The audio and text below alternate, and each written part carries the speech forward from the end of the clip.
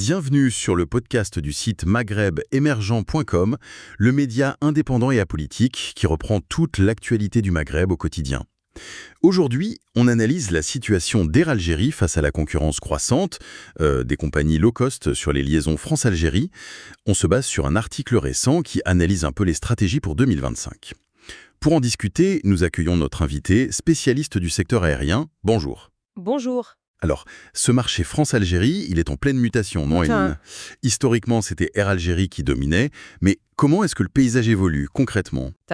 L'arrivée de nouvelles compagnies européennes et surtout les low cost comme Transavia, Volotea, ça intensifie vraiment la concurrence. On observe une diversification de l'offre et ça même pendant la saison hivernale qui est d'habitude moins dense, quoi. Ah oui, Oui, Air Algérie n'est plus vraiment seule maîtresse à bord, c'est clair. d'accord. Et face à cette pression, comment réagissent les concurrents qui étaient déjà là? Prenons l'exemple d'ASL Airlines France, par exemple.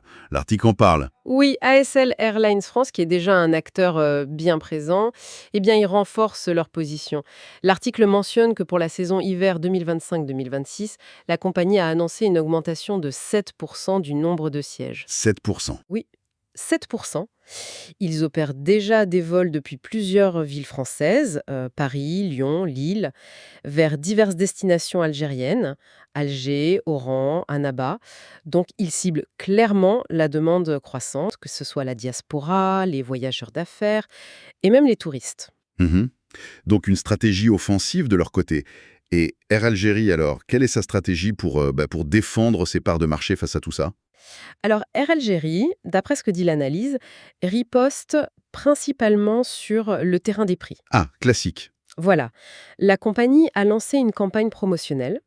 Elle offre des réductions sur certains vols pour la période qui va de septembre 2025 à mars 2026. L'objectif est clair, hein, c'est d'attirer les passagers dans un contexte où le prix du billet devient un facteur de choix déterminant pour beaucoup de monde.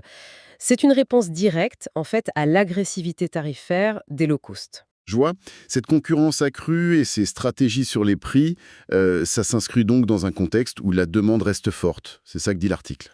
Absolument, c'est un point important de l'analyse.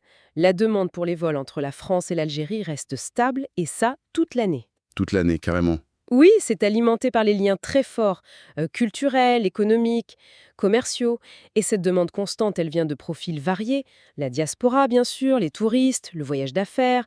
Et ça oblige toutes les compagnies, y compris Air Algérie, à faire preuve de flexibilité.